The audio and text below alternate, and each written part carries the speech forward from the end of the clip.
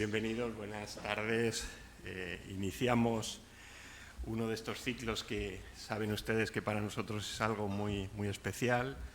Es el ciclo de flamenco, Mundo y Formas del Flamenco, que coordina y va a estar con ustedes presentando a los diferentes ponentes, Josefina Samper, nuestra querida Finucci. Que todo... ¿Se oye? Sí, ¿se oye? ¿No se oye? ¿Verdad? Ah, perdón. Como les decía, nuestra querida Josefina Samper, que todos los años con mucha ilusión, desde muchos meses antes del mes de octubre, está preparando, ideando el tema que cada año pues, nos ofrece y nos sorprende, ¿no? Porque siempre hay cosas nuevas, todos los años viene con alguna novedad que nos gusta. Este año dedicado al baile flamenco, entre el archivo y la creación. Vamos a estar con este ciclo hasta el 18 de noviembre. Como saben, ya tienen los programas y si no disponen de ellos, ahí en la salida, en la puerta, tienen los programas impresos para que puedan tener todas las jornadas con sus diferentes ponentes y el título de las charlas. Para mí este año es un poco también especial porque viene una profesora en uno de los actos, que es profesora de mi hija menor, que también le gusta el baile español y bueno, pues seguro que van a disfrutar mucho con ella porque es una excelente profesional del baile. Hoy comenzamos con Génesis García. ¿Dio el nombre? Sí, bueno, sí. Como les digo, pues van a disfrutar mucho con ella. Es Fefa, bueno, la conocemos como Fefa, que tiene una academia aquí en Benalúa y forma diferentes generaciones, diferentes edades y normalmente ofrece un festival, al que si les gusta esto, ofrece un festival que se suele hacer aquí en el Aula de Cultura de la Fundación Mediterránea, ¿no? Bueno, pues como les digo, hecho este paréntesis, hoy iniciamos este ciclo con Génesis García, ella es doctora en Filología Hispánica, especialista en texto, discurso y comunicación. Génesis es de la casa, siempre es un placer tenerte aquí con nosotros en Alicante y seguro que van a disfrutar porque hoy va a comenzar este ciclo con la conferencia La bailadora flamenca en el río de la historia. Gracias, Josefina, gracias, Josefa, gracias, Finucci, y gracias, Génesis, por estar inaugurando de nuevo, porque es un síntoma de prestigio y calidad de este ciclo, tu presencia aquí con nosotros. Muy bien, muchas gracias. Buenas noches.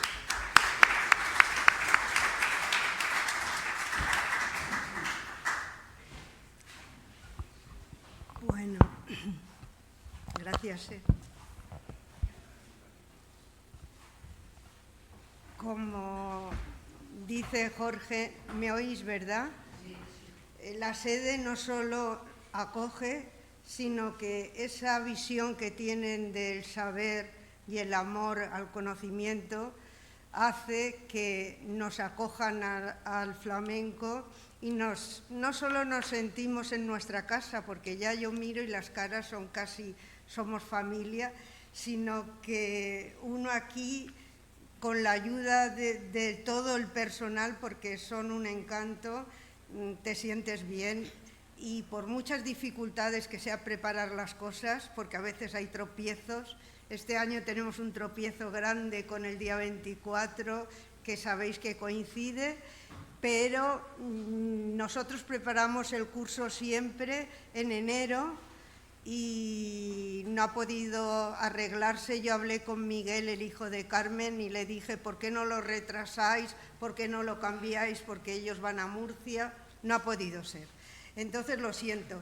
Pero bueno, por lo demás es un año feliz porque gracias a que la Casa del Mediterráneo tenemos nosotros unos pilares que nos acompañan, nos apoyan, la sede Rural Caja, o la Caja Rural, porque empezó siendo Rural Caja y ahora es Cajamar, y desde el año pasado la Casa del Mediterráneo. Gracias a la Casa del Mediterráneo podemos tener espectáculo y el año pasado resultó para ellos y para todos nosotros tan espectacular, tan impactante, tan emocionante, que han querido seguir colaborando, y entonces tendremos un espectáculo allí en Casa Mediterráneo el día 24 a las 7 de la tarde. Y el curso lo iniciamos con Génesis, que todos sabéis que cuando viene siempre nos quedamos con las ganas de que nos diga más cosas, de que nos ilustre más y que aprendamos más. Yo he recogido una frase de una periodista que le hizo una entrevista hace unos años, pero que la podemos seguir manteniendo. Decía: pilar importante para que la llama del flamenco se mantenga viva. Aparte de todas sus,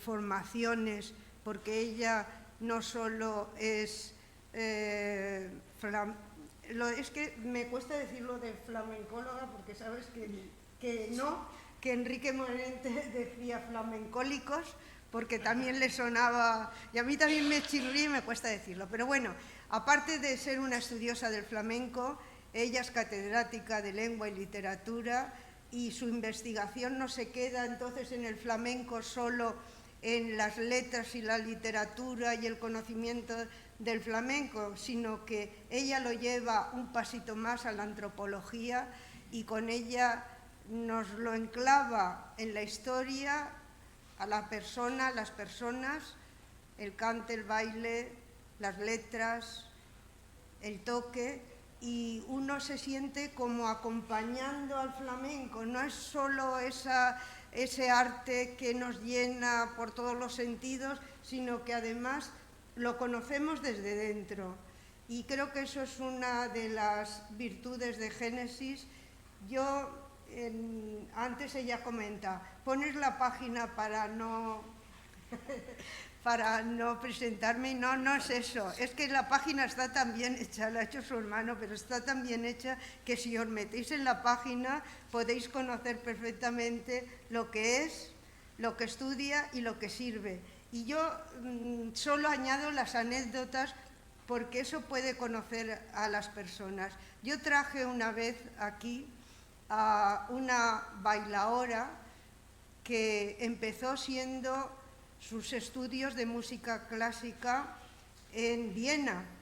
Y allí en Viena, hace mucho tiempo, Beatriz del Pozo, ella conoció a otro ponente que hemos traído aquí, que no se me ha ido, ¿cómo se llama el de Vigo? Faustino Núñez, que le dijo, pero bueno, con lo buena que eres en la música, en el piano, ¿cómo es que no conoces la música de nuestra tierra? ¿Cómo no? Y le dio el primer libro de Génesis, que fue el resultado, yo creo, que de tu tesis doctoral. Pues fíjate la casualidad que en la conferencia de hoy vamos a ver a Beatriz del Pozo. Tengo una imagen de ella con la chana.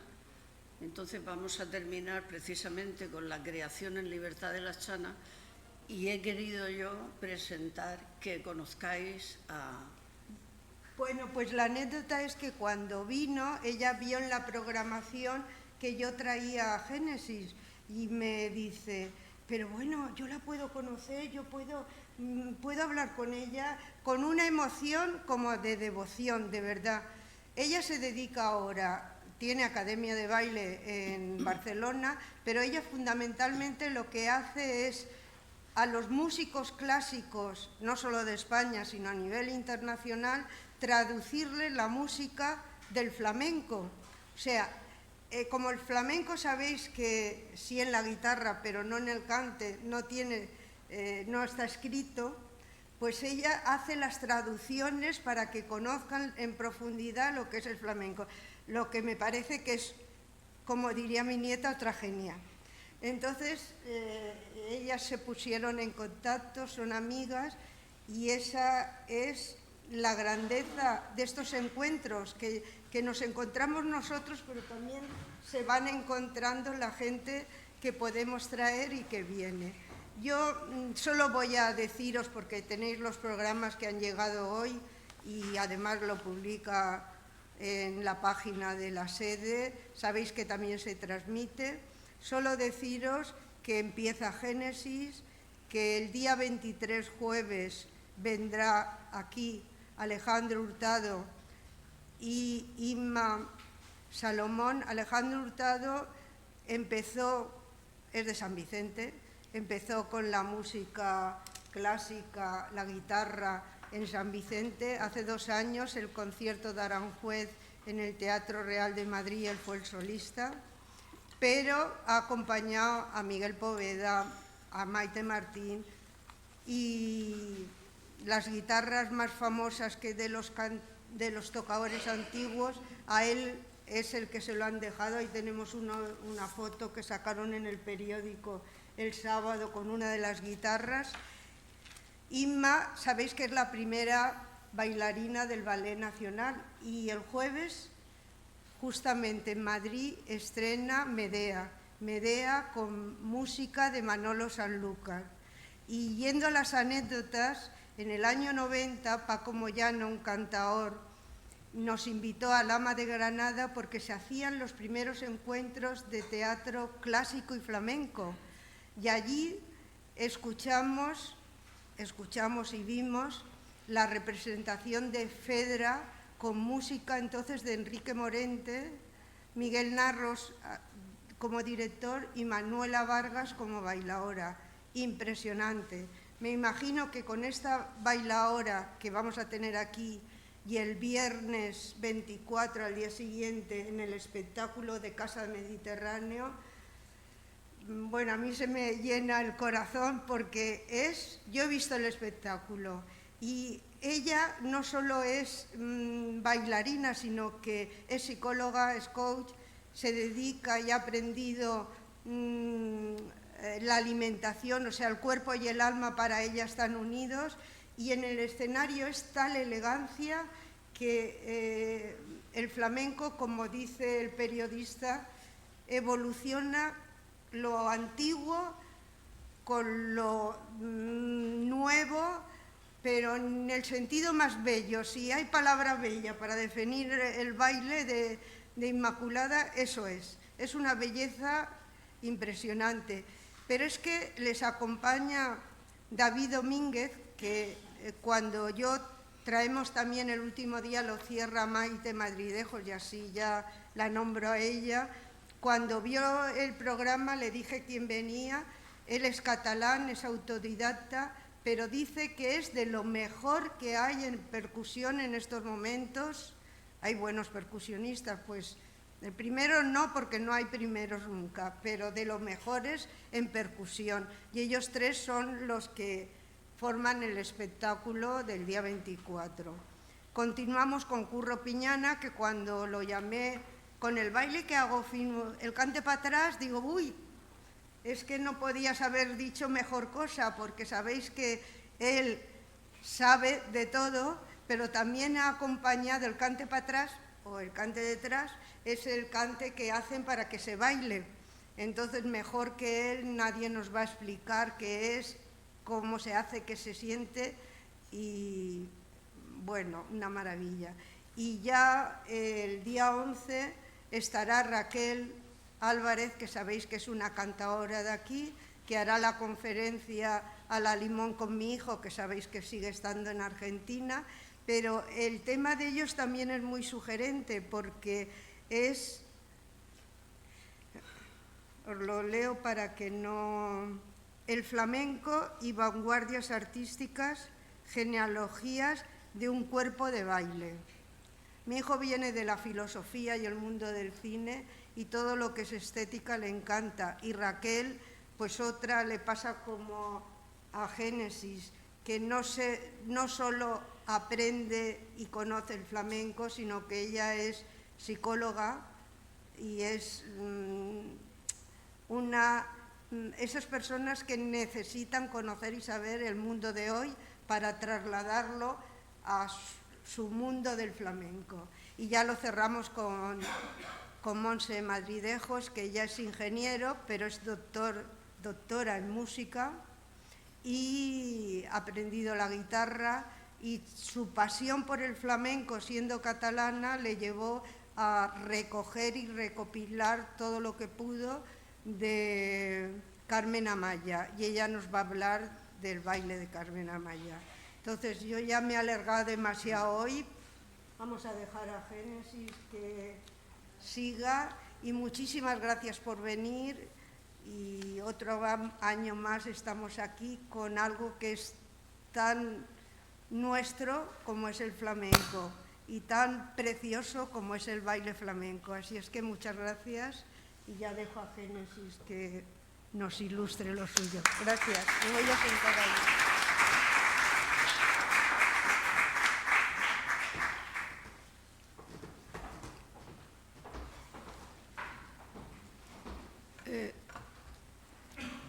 Buenas tardes, y como siempre encantada, ya casi me resulta familiar porque veo caras que las he visto con frecuencia en Alicante y en este sitio.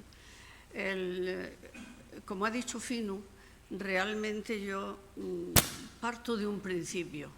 No es que a mí me haya dado por estudiar el flamenco en su contexto histórico, sino que he querido demostrar al mundo del flamenco, sin éxito, porque sigue teniendo una autoconciencia de marginalidad extraordinaria, que el flamenco, aunque los flamencos se lo crean, no es un arte marginal a la historia.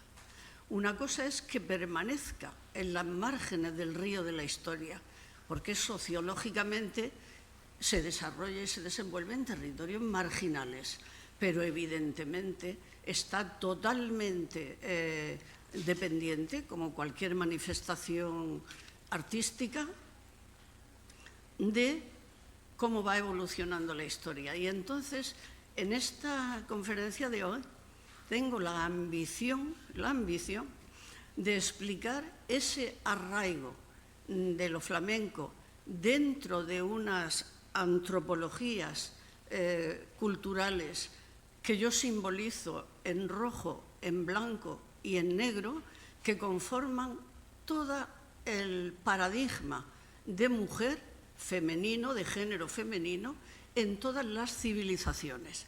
Y cómo ese paradigma que voy a explicar en rojo, en blanco y en negro, explicando lo que significa, lo que ha sido la socialización.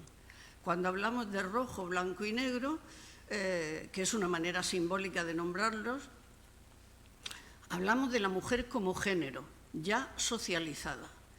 Es decir, que antes, en estado de prenaturaleza o precivilizado, no había. Lo explicaré ahora un poco más claramente.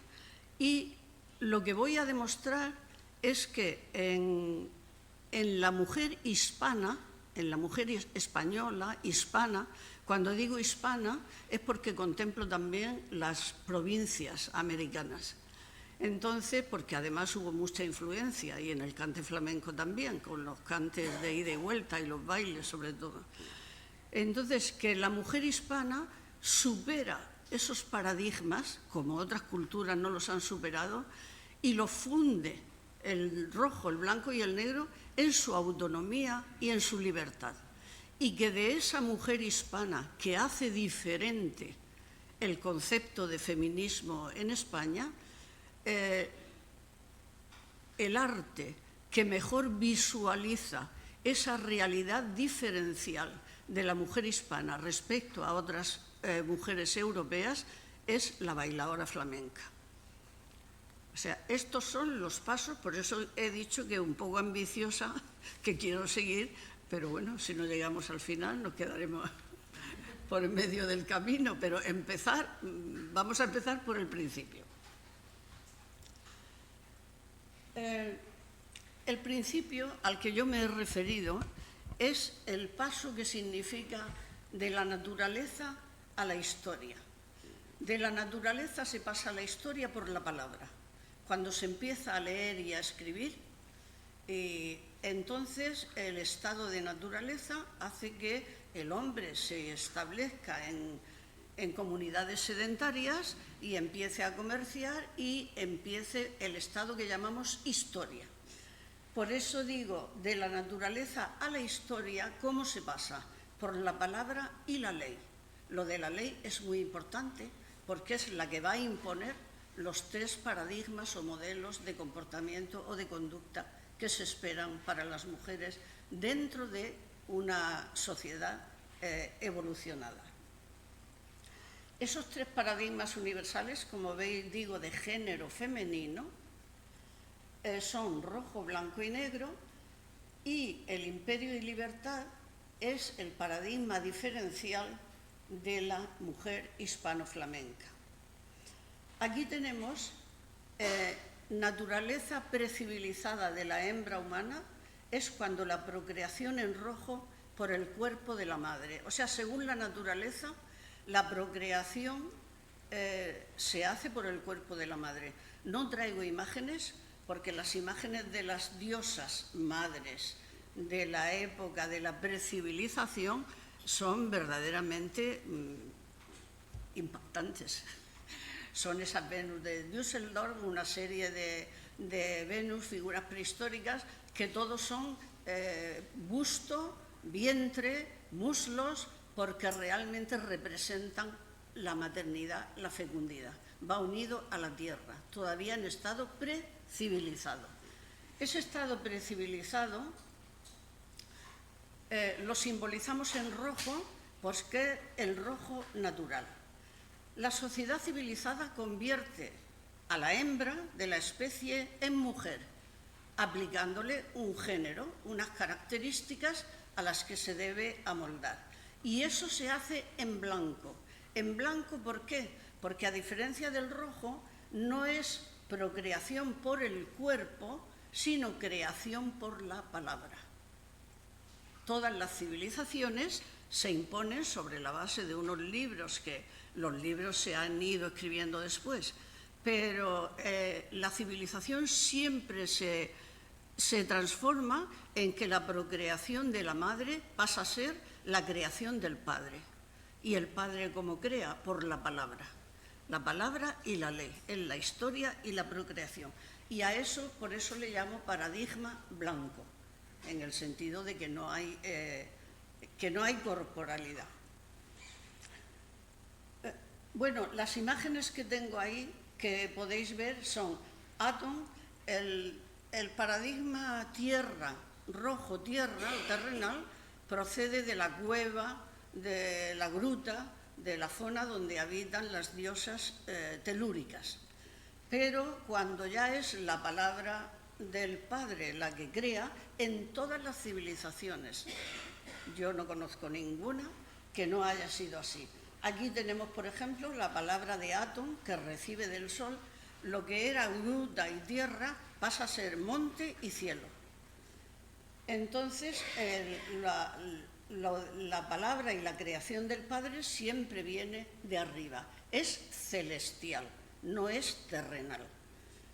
Y eso es lo que nos hace entrar en la historia.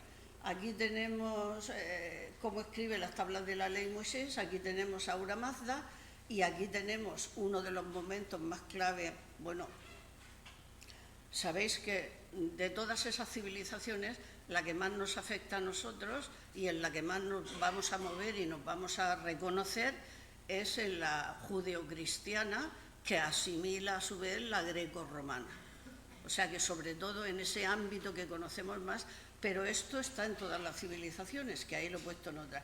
Aquí, por ejemplo, tenéis evidentemente cuando el arcángel Gabriel le dice a él la anunciación, y entonces es la creación por la palabra. ¿Cómo? Y el verbo se hizo hombre. El verbo no significaba entonces conjugar un verbo.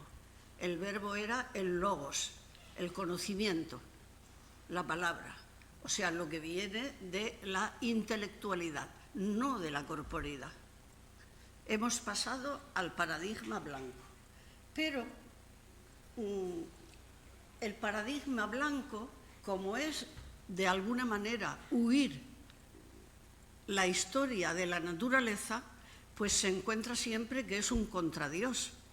Entonces, la única manera de hacer que la mujer se someta a ese estado porque ha pasado de ser procreadora a reproductora de la especie y de la dinastía en una determinada sociedad, la única manera es que ella no debe salir de ahí.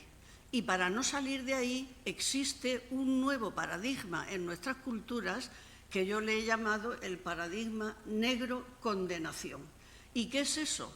Todo lo que va a sufrir aquel que no se amolde al reconocimiento del mundo, de la palabra, del Creador. ¿Comprendéis? Entonces, todo orden necesita que el contraorden sea castigado. Entonces, va a ser castigada la mujer en este caso si se sale del paradigma y de lo que se espera de ella, que es el uso de su libertad en último caso. Y entonces la diosa, antigua diosa madre, empieza a ser demonizada. Demonizada. Si no haces esto, lo que corresponde al mundo ordenado celestial, pues te vas a convertir, aquí tenemos, esta es una diosa mesopotámica, Astarte fenicia, esta es Pandora, que veis que trajo la maldad al mundo, esta es Lilith, la conoceréis menos, pero es una figura malvada de la religión judía, que su característica es una cabellera roja y ella no es Eva, es una diosa maléfica. Y otra cosa que os voy a decir es que la diosa negra es estéril, porque su relación es con el diablo. Por eso sus danzas, que son las que vamos a ver, serán danzas satánicas. Entonces, sus relaciones con el diablo. Y tenemos aquí a Kali. Esta Kali, en la India es diferente a como he dicho, pero no me puedo entretener en explicarlo. Pero ella crea el desorden total en el mundo, cortando cabezas, y con las cabezas de los hombres se hace collares. Esa diosa Kali, que por ejemplo la Kali, que nosotros vamos a conocer a una extremeña, que también les cortaba la cabeza y se hacía collares con ella. Esa Kali es hindú, India y Pakistán era lo mismo. Y puede tener que ver con los gitanos, porque ya sabéis que los gitanos, la Kali, hay Kali, Kali, Kali de mi vida. Ellos tienen en su ancestro, tienen algo de recuerdo de Kali. Pero Kali, cuidado, no es como en la cultura judeocristiana, no es malvada. Lo que pasa es que en la religión hindú, que es circular, el mundo no es creado lineal para ir cada vez un camino de perfección, el camino hacia la Jerusalén celestial o el camino hacia el paraíso comunista, según ya... No, el hindú es circular. Y del desorden, entonces viene el dios Shiva, que tiene muchos brazos, hace una danza celestial y crea el orden. Ese orden vuelve a ser desordenado por Kali y otros dioses hasta que se recupera el orden. Es un término circular. Por eso ellos no tienen salida de clases sociales, porque están siempre en un círculo. No es una religión que podemos llamar progresista. Y aquí tenemos, pues ya sabéis, la maldición de Eva. Cuando Eva fue maldita y cuando pecó contra el orden, precisamente cuando por soberbia quiso saber lo que sabía Dios y se alió con el diablo. Entonces siempre tenemos, espero que esos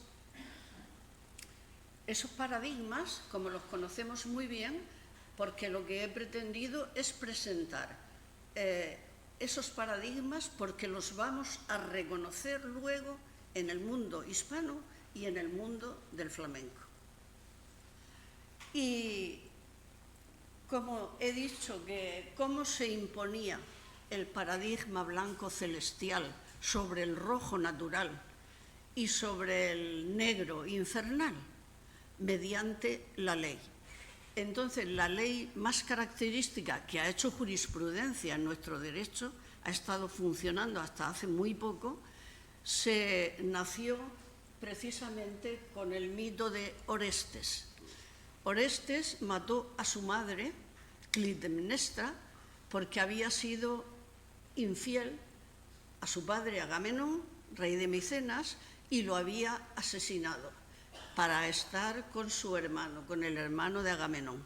Entonces, Orestes, cuando Agamenón volvió de la guerra de Troya, se encontró que Clitemnestra le había sido infiel y además lo asesinó.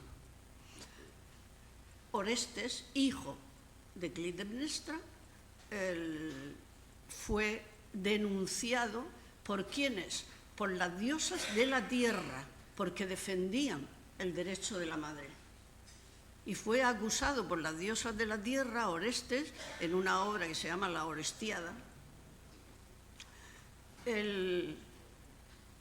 por las erinias, que a esas alturas de la cultura olímpica griega, que era más celestial que nada, allí estaba Zeus en todo lo alto, fue condenado por las erinias, que aquí en esta pintura del siglo XVIII, como veis, son brujas que lo están acosando, porque las erinias ya han bajado y Orestes, por un tribunal creado, formado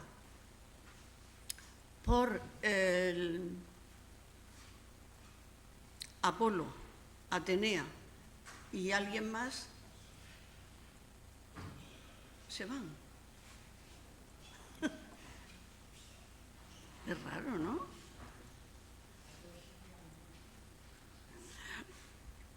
Bueno, pues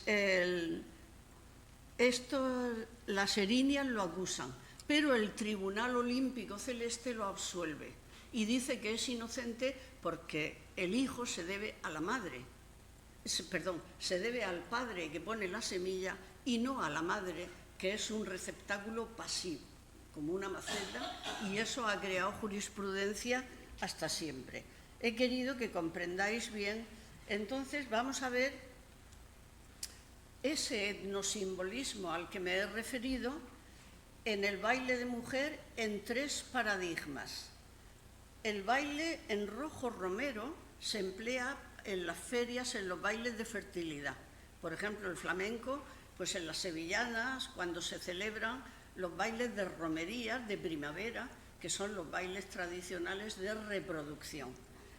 El blanco celeste es el baile virginidad que sobrevuela la tierra y el infernal es el penitencial al infierno. Y tenemos 2 figuras, en una misma figura, en la película Metrópolis, en una misma figura tenemos a María, esta María blanca celestial, que ayuda a todos los que están allí sepultados en aquella situación. Es una película magnífica.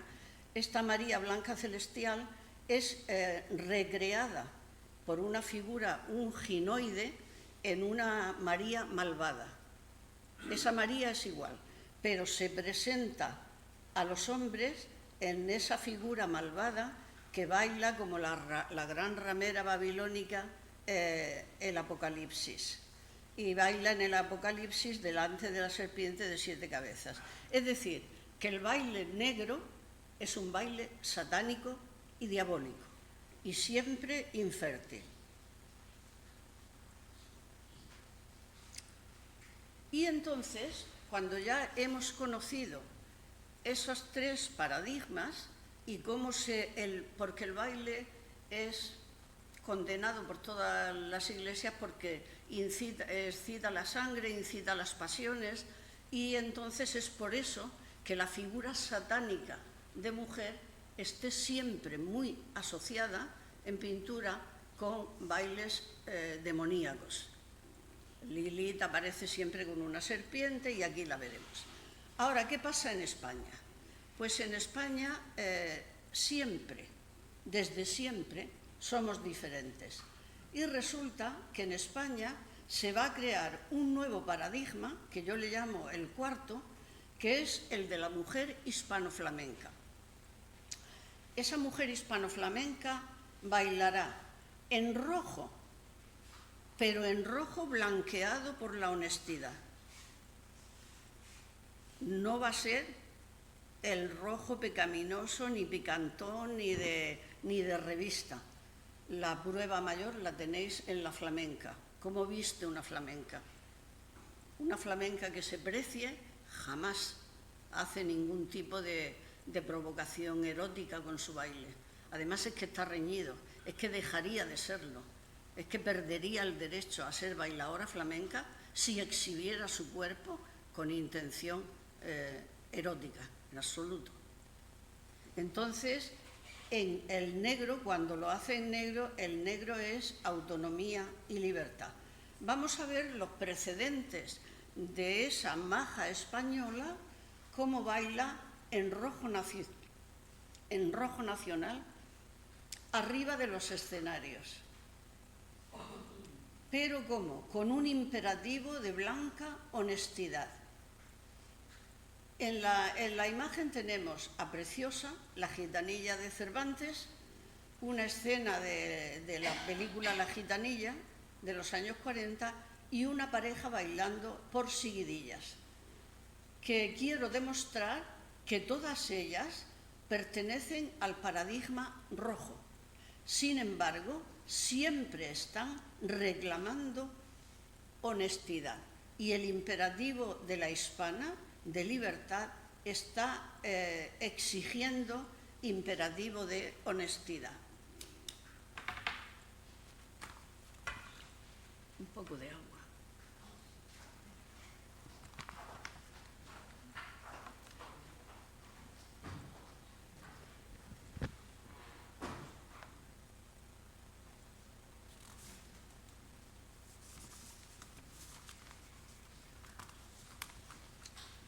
El imperativo de honestidad, que no me he traído la cita, lo plantea Preciosa. Preciosa es una figura de mujer impresionante, claro que la crea Cervantes, porque es que los hombres han creado las mejores figuras de imperio y libertad de mujeres. Y entonces ella baila y encarga, es como empresaria, como ahora, le encarga a un letrista las letras y le advierte, muy bien advertido, que sean letras honestas, para que ella nunca aprueba que otras gitanas como ella que cantaran cantares lascivos, porque ella, y en eso la gente la tenía mucho, era muy respetada. Y le dice, y si las letras no son honestas conforme a lo que yo quiero, no las pagaré. Y le dice el otro, así será Preciosilla, que si a alguna no le complaciere a su honestidad, no me la pague y la quitamos de la cuenta. Es muy bonito porque es que se ve cómo actúa ya como una cantadora profesional. Y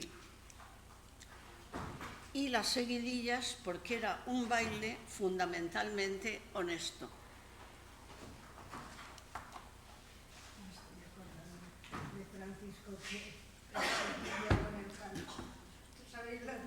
Mientras que bebé os cuento la anécdota. En Sevilla, en el Ateneo, estaba Francisco Moreno hablando en una conferencia. Era agosto, y el calor de Sevilla. Y entró uno por la puerta, cogió el vaso, se puso y estaba frillito de calor.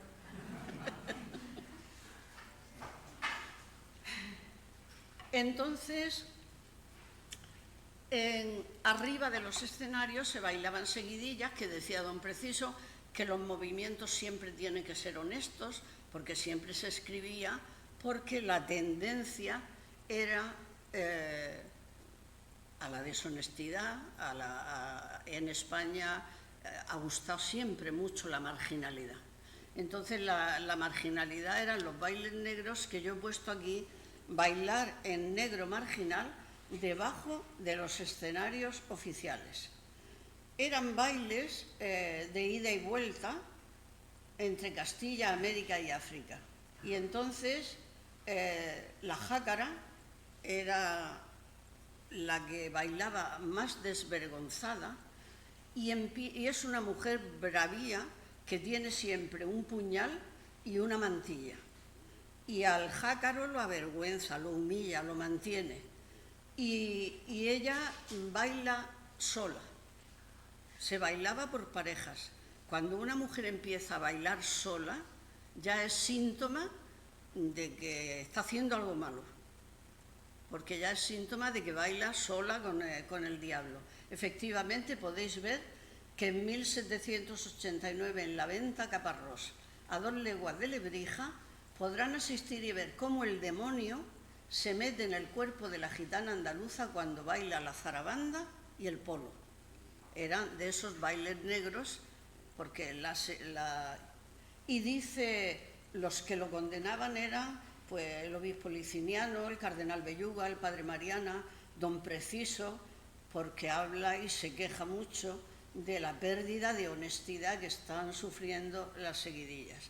Porque la Hispania negra, popular, era muy querida. No hay más que leer Rinconete y Cortadillo para ver todas las prostitutas que van al barrio de Monipodio, lo bien que estaban ellas, eso sí, rezando, pero que tenían muchísimo predicamento, que le gustaba a la gente.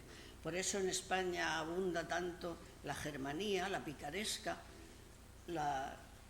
Y tenemos 2 ejemplos de 2 flamencas que las vamos a ubicar en blanco y en negro. En blanco, en el paradigma blanco, tenemos a Lola Gaditana. La Lola se va a los puertos. Ella no es mujer, ella es el cante. Fijaos que los hermanos Machado que la crean, la Lola se va a los puertos, una obra de teatro, la despojan de su condición de mujer. ¿Para qué? Para que nunca tengan nada que ver con el erotismo rojo, porque quieren crear una figura blanca que pueda simbolizar el alma nacional española. El alma nacional española la representaba el folclore, pero el flamenco no, porque era eminentemente suburbial y negro. Y entonces los hermanos Machado crean esa figura y le dan esa condición celestial. Entonces, ella, le pongo yo ahí, erotismo blanco, salvación, y muere libre. Lola se va por la mar, que es el morir, porque no puede tener relación con el hombre del que está enamorada, y se muere libre, se va por la mar, que es el morir. Al final, en un trabajo que tengo que se llama solo de Carmen a Lola, Flamenco y Nación, pues está la última canción que canta Lola al irse por la mar, que es el morir, que en la interpretación de Rocío Jurado es algo impresionante. Cantando la Lola, se va por los mares. Pero esa letra es de Rafael de León. Se le añadió a la obra de los Machado para la película. Pero no dejéis de verla porque es impresionante. Bueno, esa es una Lola blanca, del paradigma blanco celestial, y tenemos otra Lola, en este caso se llama Carmen, que es la Carmen gitana, erotismo negro. Esta es erotismo negro con dinación y es muerta por su amante. ¿Qué diferencia hay entre la Carmen? Muere por su libertad. Próspero Mérimée, que la creó, porque no es una figura española, está creada por un francés, él entendió que esa Carmen estaba bien asesinada. O sea que murió porque precisamente representaba la soberbia y la negritud y el no adaptarse al paradigma, porque Carmen sobre todo pedía libertad. Y en esa libertad quería libertad para amar y libertad para... Ella preparaba los golpes a los bandoleros, ella era muy inteligente, era una mujer de mucha capacidad y completamente libre. Pero esa Carmen negra y libre fue creada por Mérimée. Por eso recordaréis la canción que dice, cuando Lola, la Lola de Carmen Sevilla, una canción que se hizo que decía: yo soy la Carmen de España y no la de Mérimée, porque la Carmen de España tengo fuego en las pestañas para encandilar gachés, pero soy la Carmen de España y no la de Mérimée, o sea que no era la soberbia, y era verdad porque la figura de la hispana nunca ha sido de esa perversión que otras figuras negras de Europa sí que han tenido. Bueno, pues esa Carmen negra de Mérimée, identificada con lo gitano, con lo flamenco y con lo español, mientras Lola ha desaparecido por completo de los escenarios, nadie se puede acordar de Lola, si es que saben que existió esa Lola blanca, angelical. Sin embargo, la Carmen de España se sigue desangrando en los escenarios del mundo ininterrumpidamente, sin cesar, en el mundo entero. Aquí en esta sala tenemos dos asistentes que van a ir precisamente con mucho trabajo, porque no encuentran entradas a una representación de Carmen en el Teatro Real en Madrid. Pero es que es incesante la representación de Carmen. ¿Por qué? Pues porque la figura negra y trágica y dramática despierta siempre mucho más morbo en todas las artes. Hay muchas más representaciones plásticas y artísticas de Cármenes negras que de Lolas blancas. ¿Y qué ocurre con ese género negro? Ese género negro que he dicho yo que está debajo de los escenarios en los cafés cantantes, sube arriba, se pone de moda, pero se pone de moda para los coreógrafos franceses. Y entonces la bolera española, que era la bailadora de arriba de los escenarios, Petra Cámara y muchas de las que estaban entonces, Lola de Valencia, conquistan los escenarios de todo el mundo con un baile rojo, porque los coreógrafos le adaptaban el baile de la española, lo llenaban de picardías. Para que os hagáis una idea, pues puede ser lo que nosotros hemos conocido como bailarina de revista, esas de que se buscan una pulga y siempre hacen actitudes procaces, actitudes provocativas, y así se tenían por españolas, pero no lo eran. Por eso dice ahí que arriba de los escenarios en toda Europa y en Estados Unidos, en Londres, en París, arriba de los escenarios, la juerga de chupe, que decía Esteban Calderón, en rojo, en el paradigma rojo. Pero la cachucha, que era el baile más erótico que había entonces, era gabacha. Gabacha, sabéis lo que significa, ¿no? Era francesa. Efectivamente, aquí no se bailaba. Esas que bailaban en ese rojo, erotismo rojo, eran la Guy Stéphane, que era francesa, que fue amante del marqués de Salamanca, era la Fanny Esler, y Teófilo Gautier, un francés, vino a España muy entusiasmado porque venía como a la cuna, venía a divertirse, a pasarse buenas juergas con la cachucha en su sitio real, que era en España, y sufrió una decepción tremenda. Y escribió que para ver cachuchas españolas y gitanas, que se tenía que haber quedado en París. Porque aquí, insisto en lo que quiero que sea el hilo conductor, la honestidad en general de la bailarina o de la bailadora española impedía esos movimientos provocativos que sí tenían otras. Y entonces, ¿qué pasa con aquel baile jácaro, majo, gitano, ampón, que estaba marginado y que estaba entre los pueblos de abajo? Pues que va expulsado de los teatros, va a los albañales urbanos, en plan tabernario, y se refugia en los cafés cantantes. Los cafés cantantes son establecimientos donde nace el flamenco.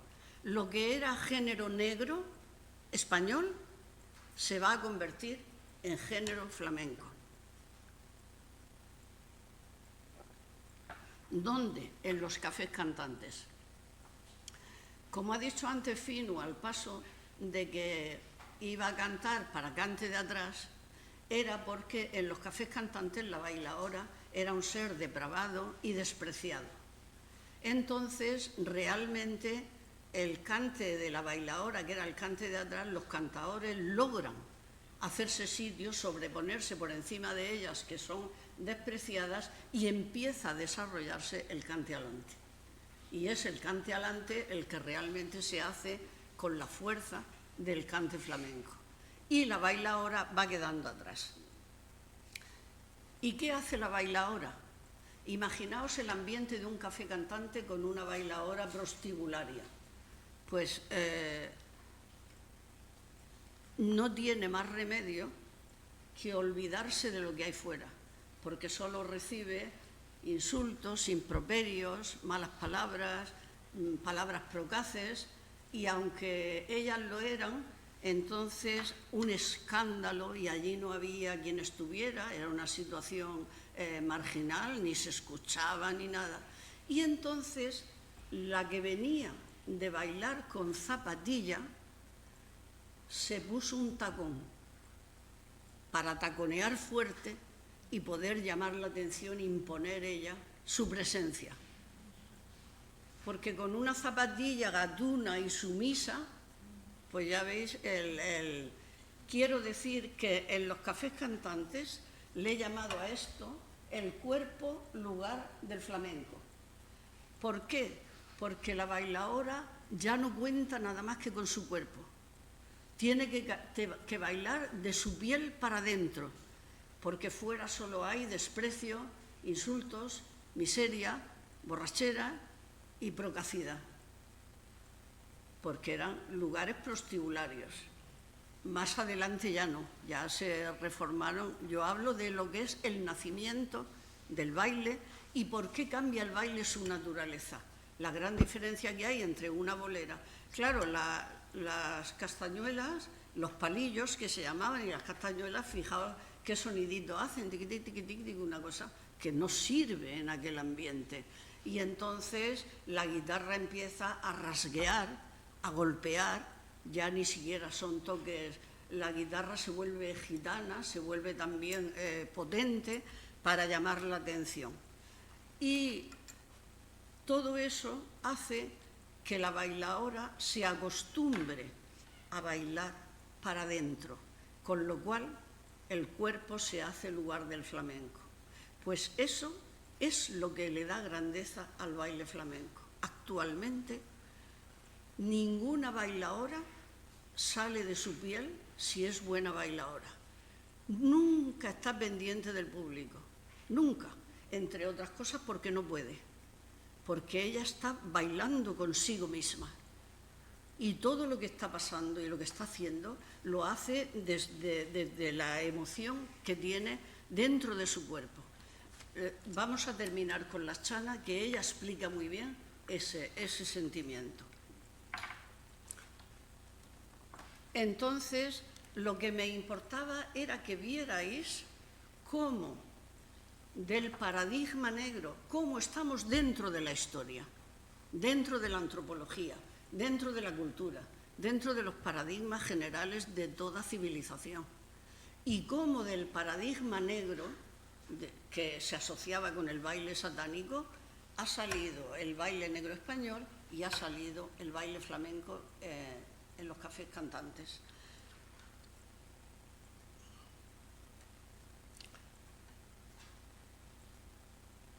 Entonces se desarrolla una gran cruzada del antiflamenquismo como salvación nacional, la cruzada antiflamenquista regeneracionista.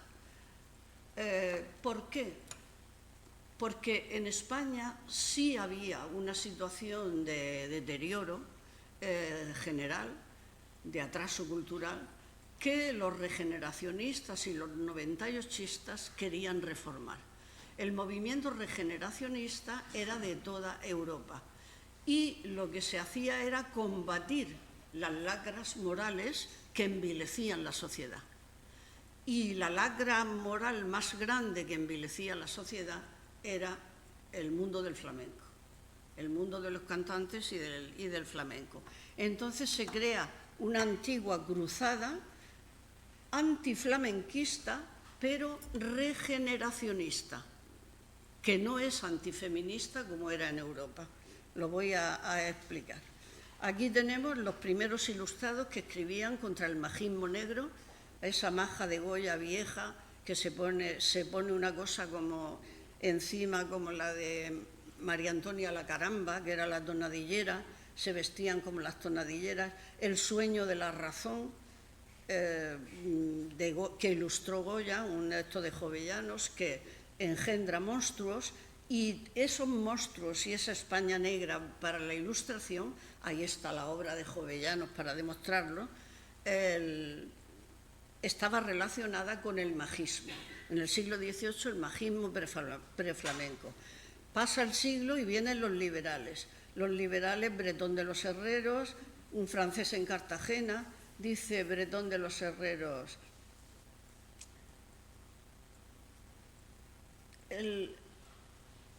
que solo tienen gracia los gitanos. Leopoldo Alas Clarín escribe el antiflamenquismo en La Regenta, Rodríguez Marín, El alma de Andalucía. Machado y Álvarez es la excepción, es el único que escribe una colección de cantes flamencos. Y a finales de siglo ya había sentencia, el folclore es el alma nacional y el flamenco es canalla marginal. Entonces el folclore, que era blanco, pues ya sabéis, los bailes folclóricos no pasa nunca nada que de qué hablar.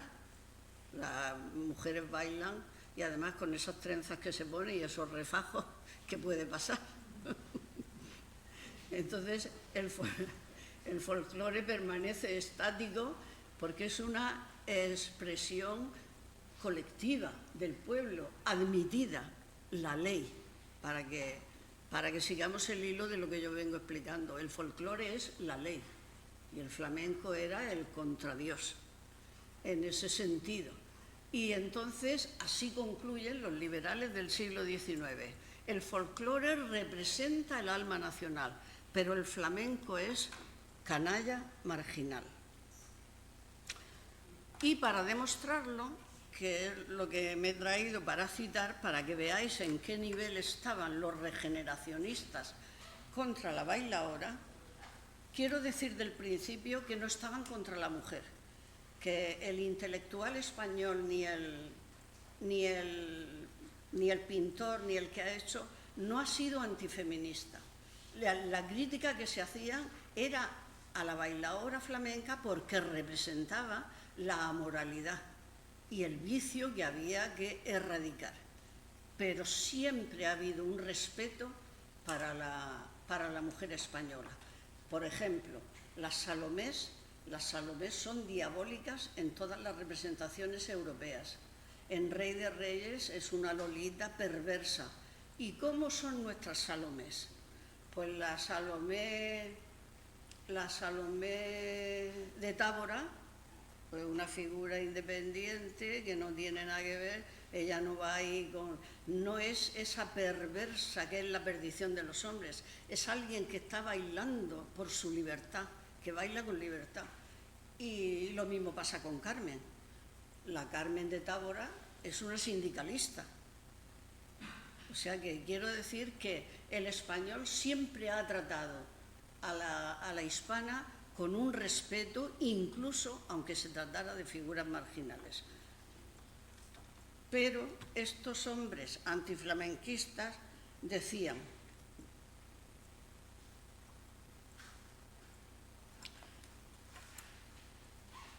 literatos y periodistas estamos en la cruzada antiflamenquista. Tenemos ahí La Carbonera, La Macarrona y Pastora Imperio. Y voy a hablar unas citas que hablaban de ellas. Literatos y periodistas bramaban contra la bailaora negra de flamenco negro, en la que veían la estampa de la degeneración moral que había que erradicar. Como La Macarrona, que sube los brazos sobre la cabeza como si fuese a bendecir el mundo, y desde el fondo avanza redoblando un taconeo sobre el tabladillo. Grave, litúrgica, entreabre la boca sin brillo y muestra sus dientes rojizos como los de un lobo, tintos en sangre.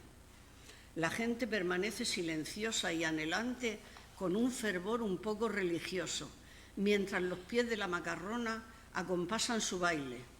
Los acordes de la guitarra tienen ahora un valor ínfimo porque la macarrona baila a compás con su taconeo bárbaro. ¿Habéis lo que he dicho antes? Esto no lo hubiera podido hacer en zapatillas. Se impone con un taconeo, pero le llama taconeo bárbaro, con un taconeo bárbaro.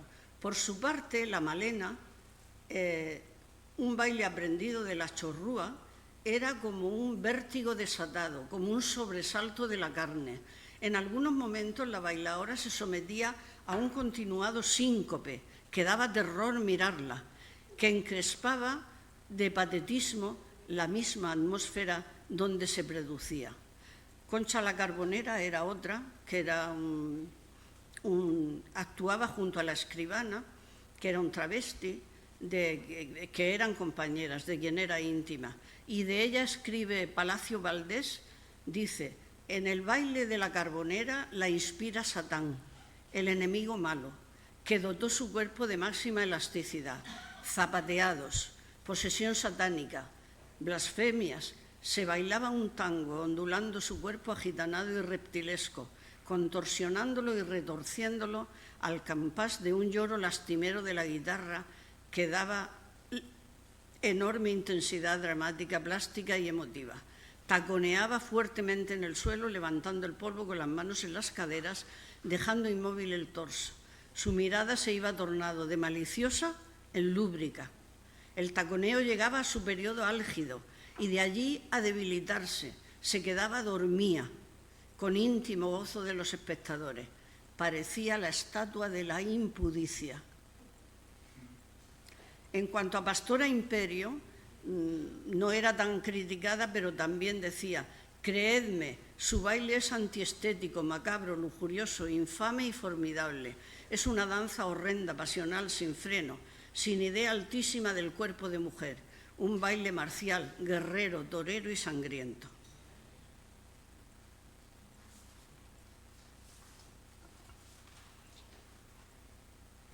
Estas son las tres bailadoras de ese momento histórico y político de España, la época del liberalismo, hijo de la Ilustración. Y llega un momento en que cambia la historia. Entonces aparecen las vanguardias. Las vanguardias significan una ruptura con todo el concepto de arte anterior. Y con las vanguardias aparece el nacionalismo musical europeo, la mirada extranjera sobre el flamenco español, porque era una música nacional española, y la cultura honda. Y ahí sucede un hecho: Granada 22, el año 1 del cante hondo, porque del arroyo tabernario esta generación saca el flamenco y lo vuelve a subir a los teatros vanguardistas. Ahora las viejas bailadoras son de odiadas, que las hemos visto, pasan a ser veneradas, porque son las maestras de la Argentina, de la argentinita, que están haciendo el amor brujo, que están sobre los escenarios, con un flamenco ya redimido, pero que ellas se inspiran en aquel flamenco demonizado, porque es el que les da la fuerza que ha tenido siempre el baile español. Esto es una película de un catalán en que el negro español esteticista se convierte en crítica política. Esta es un artista flamenco que se llamaba Margarita, actuaba en el Copacabana. Esto existió de verdad, y aquí tengo el vídeo donde en este baile sale vestido con pergaminos de papel y le pegan fuego. Bueno, una cosa muy degradante que este autor catalán denuncia. Pero el negro llega a un momento que deja de ser un contradios macabro y se convierte en un expresionismo esteticista. Cuando decimos esteticista, es cuando lo negro o lo blanco pasan a ser parte del producto aceptado como artístico. Entonces, como veis, esa Matilde Coral no puede tener una estampa más negra, pero no está degradada, está hecha por un famoso fotógrafo, y lo que hace es como reivindicar lo negro como artístico. Hemos llegado al tiempo de las vanguardias con el flamenco redimido. Entonces, hasta aquí hemos llegado para saber que en España tenemos el cuarto paradigma.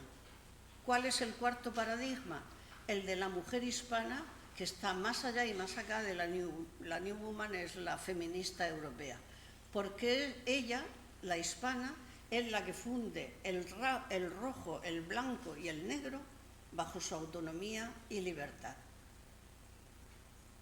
Aquí tenemos una imagen que he traído muy significativa, porque veis el triunfo honesto del rojo, el blanco y el negro en figura de romeras. Esto es de la moda flamenca de Simov. Y veis cómo son figuras de baile de mujeres de sevillanas. Estos son los trajes para bailes romeros, para bailes de fertilidad.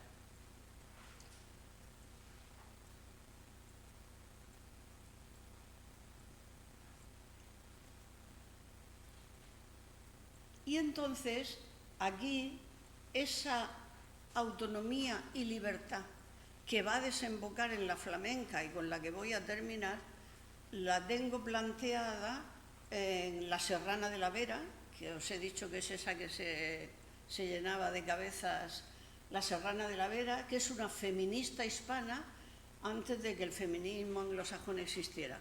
Porque yo demuestro que el feminismo hispano se lleva de calle a cualquier feminismo europeo porque está arraigado en la tradición española. No es una conquista burguesa, sino que forma parte de nuestra cultura y del poderío que la mujer ha tenido en la cultura española. Y como ejemplo está la Serrana de la Vera. Era extremeña y su padre quería casarla. Ella vivía como un hombre y se había acostumbrado a... no quería casarse, quería ser un hombre y vivir como tal. Y dice, el padre la quiere obligar, dice, hasta ahora, estoy hablando de los tiempos de los Austrias, que esto es muy anterior al feminismo anglosajón, hasta ahora me imaginaba padre ser hombre, y ahora hecho de ver, pues me tratas casamiento con este caballero que soy mujer, que para tanto daño ha sido mi desdicha y desengaño. No me quiero casar, padre, no quiero ver que nadie me sujete, no quiero que ninguno se imagine dueño de mí, la libertad pretendo. El señor capitán busque en Plasencia mujer de su nobleza que le iguale, que yo soy una triste labradora y no quiero meterme agora a caballera y verme mujer de piedra en lo espetado. Lo espetado y tieso, porque como... no quiero verme agora caballera y verme mujer de piedra en lo espetado y tieso, encaramada en 2 chapines, padre, y con un verdugado hecha campana luminaria, con una lechuguilla, aprendiendo de nuevo reverencias, que será para mí darme ponzoña. Y Gila no es buen hombre para doña, no es buen nombre para doña. Es que es buenísimo. La literatura española está llena, es lo más admirable que nos podemos imaginar. Bueno, de malcasadas y de romance de malcasadas y de serranillas de Santillana, clamando por su libertad, pero en los siglos XIII, XIV, XV, las placenterías del arcipreste. Por eso yo digo que cuando llega a la flamenca, viene de una antiquísima tradición histórica de la mujer hispana. Después, en Ramón de la Cruz, en los sainetes, lo que pasa es que, bueno, dime tiempo. Poco ya, porque si queremos hacer un poco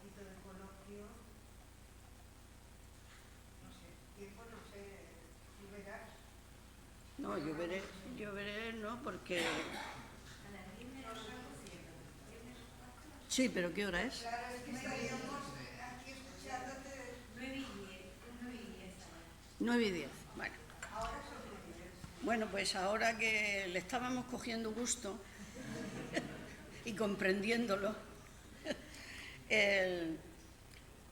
voy a citar una cosa que también es muy graciosa, de La hostería del buen gusto de Ramón de la Cruz. Catalina se casa con un francés y le dicen que en Francia están más adelantados que nosotros.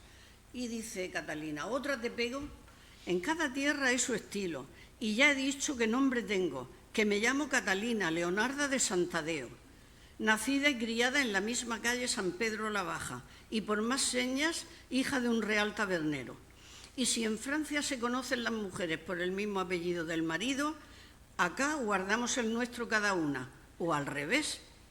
En hallando en un paseo al marido de Marica o de Teresa, solamente decimos: mira por dónde vienen el Marico y el Tereso. Es que son cosas tan elocuentes que tenemos y que, aunque no las conozcamos, están en nosotras. Por eso hay la fuerza del feminismo español, es la más grande que hay. Por eso, porque es atávica. Y por este camino llegamos ya a la honestidad y la libertad en el gesto rojo, blanco y negro del baile hondo. Estamos ya, entonces solo voy a pasar por las imágenes sin más explicaciones y las vais a ver vosotros. Pero hemos tenido que dedicar tiempo a comprender para que lo que presento ahora adquiera el sentido que yo he querido darle, de la integración en la historia. Aquí tenéis ese gesto. Ese gesto es de sumisión. No hay ningún baile como el español que tenga ese gesto de poderío, porque las bailarinas japonesas o las chinas pues bailan para abajo, los piececitos muy cortos, los pasos muy lentos, los bracitos, pero ese allí estoy yo, por encima de todo, eso solo es español y flamenco. Y ahí lo tenéis. Mira el gesto y la honestidad. El de Carmen Amaya era impresionante y ella era en negro, en posesión dramática negra, pero hecha arte. Colita la fotografiaba.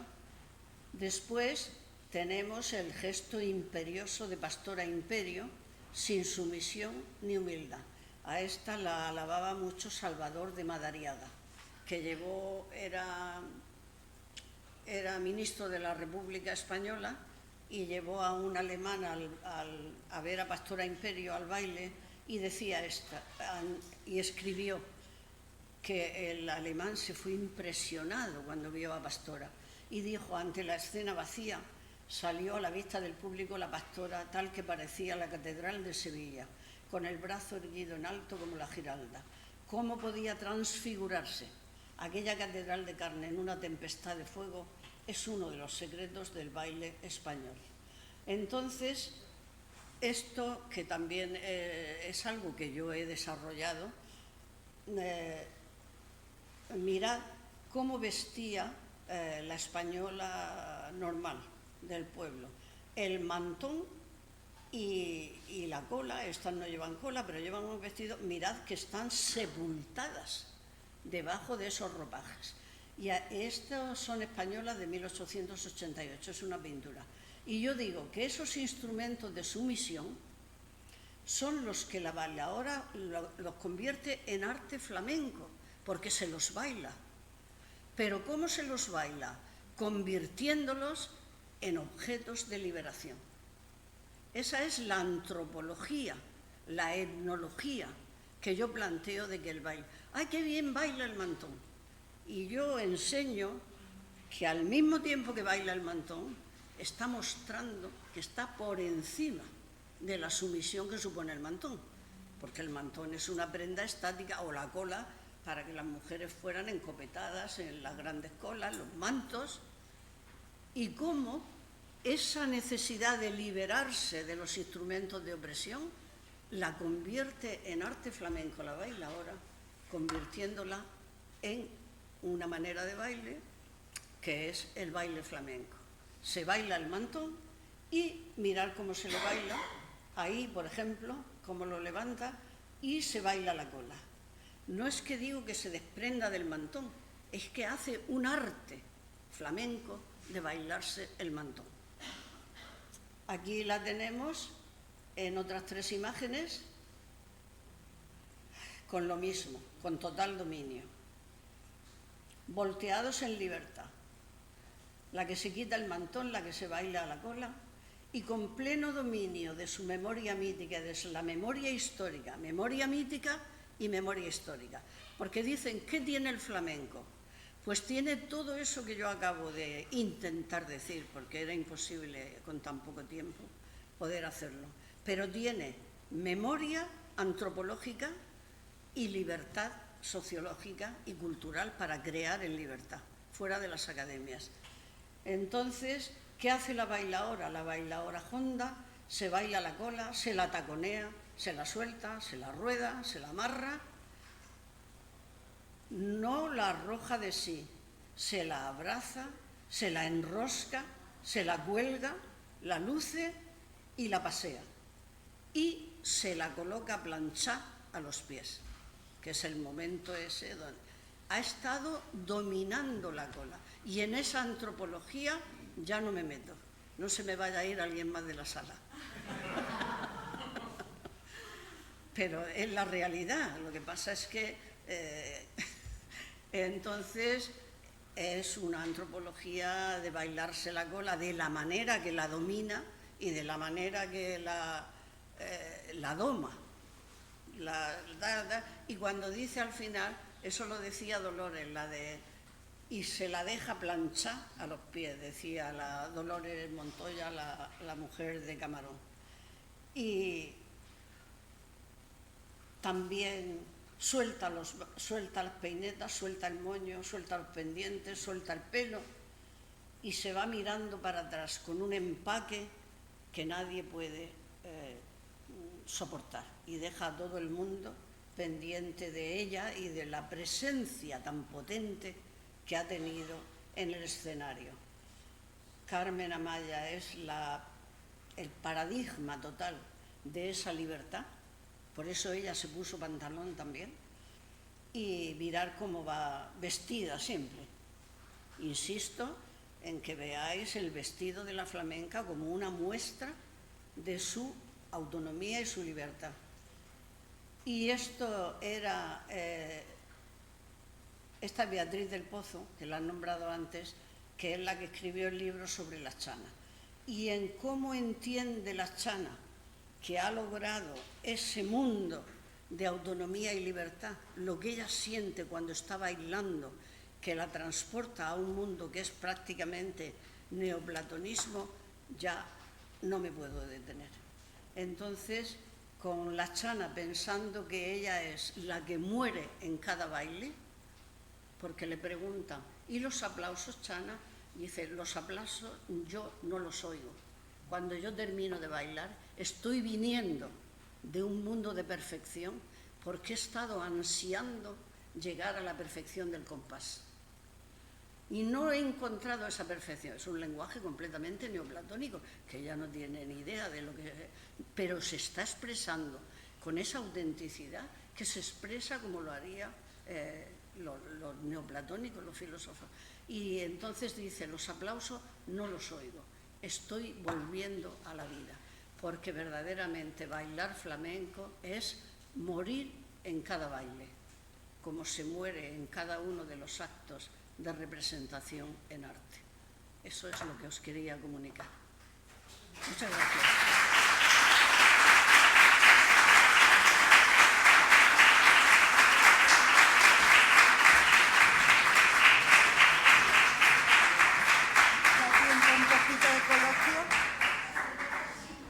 ¿Alguna pregunta? nos ha dejado planchadas como la cola. ¿Tenéis alguna pregunta?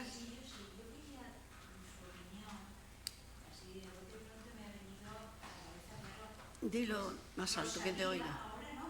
¿Cómo valoras tú la apuesta artística que hace Rosalía cuando tú estás hablando desde la apuesta de la mujer flamenca y la nobilidad, la búsqueda de la libertad, pero comienza de Bueno, yo desde...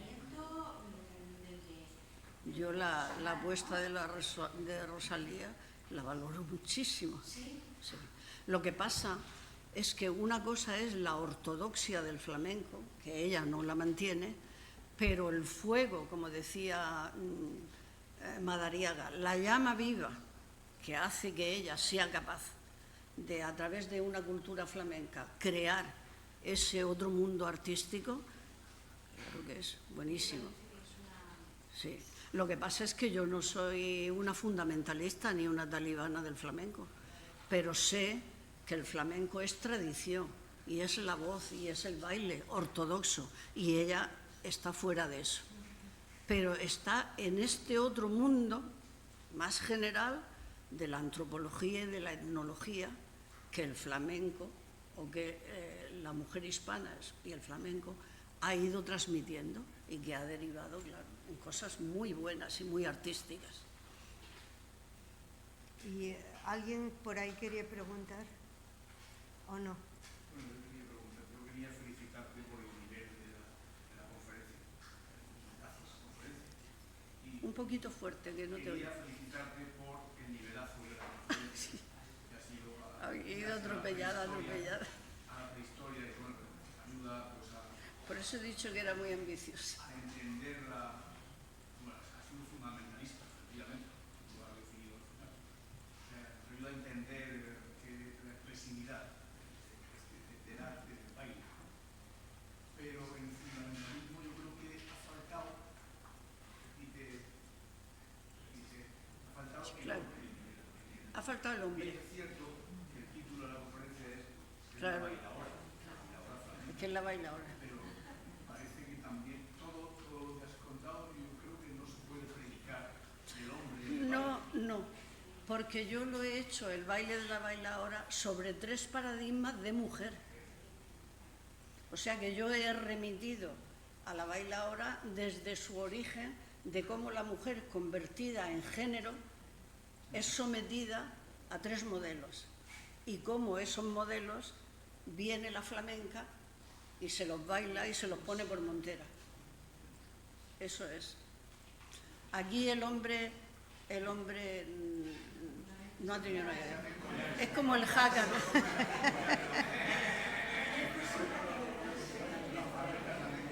Y conste que, por mi parte, a lo mejor me toca aclarar que yo estoy totalmente conforme con el paso de la naturaleza a la historia. O sea que yo soy civilizada.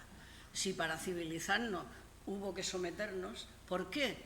Normal, porque el hombre no podía conocer su progenie. Y entonces todo eso lo veo tan natural y ha sido tan natural que yo no tengo nada. Al contrario, ya he agradecido que Cervantes haya sido Cervantes y muchos otros. No era omisión de hombre. Ya la última, venga, la última. Quería preguntarle, yo sé, lo único que sé de la gran oportunidad que hubo en Granada en 1922, yo sé que los artífices fueron García Lorca y Sí. Juan de Falla, pero quería saber si había más intelectuales metidos en Muchísimos. esa... García Lorca y Falla, es que eso es una conferencia larga, que yo la tengo, se llama, eso que he dicho ahí, Granada 22 años, 1 del arte hondo. Toda la transformación que supuso la aceptación de la cultura honda. Pero vamos, intelectuales, estaba Zuloaga, que Zuloaga creó los modelos de ropa que se iban a poner las mujeres porque recrearon que fuera como en una escena de los tiempos anteriores. Diseñó la ropa, estaba otros intelectuales de nombre menos conocido, los que hicieron el cartel de la... Había muchísimos intelectuales, pero siguiendo, por eso yo por ahí he puesto la mirada extranjera, siguiendo algo que venía de... Aquí no hubiera pasado nada de eso, aquí no se hubiera recuperado el flamenco, de no ser por el nacionalismo musical. El nacionalismo musical nació en Europa, con origen ruso, y ahí habría que hablar de Glinka, Mussorgsky, Rimsky-Korsakov, y para el flamenco de Debussy. Si Debussy no le dice a Falla, que estaba allí Falla, que sabía ido, aquí escribía zarzuelas, si no le dice, haz algo con esta música flamenca, porque estaba la exposición en París y tal, y entonces Falla le hizo caso, y cuando se vino a España por la guerra creó El Amor Brujo. Se fue a visitar a Pastora Imperio y a su madre. Ya digo, otra conferencia. Bueno, quiero decir solo una cosa, que como Jorge ha nombrado a FEFA, hay otra conferencia y yo ya la habían dicho, pero con ella estará Teresa Neira, o sea que será una conferencia también interesante porque ellas nos van a hablar del baile en Alicante. Entonces, una es profesora del conservatorio, la otra tiene academia aquí. Quería decirlo porque cuando me he sentado ahí me he dicho, como Jorge las había nombrado, pero quiero nombrarlo. Muchísimas gracias y hasta el jueves que viene. Gracias.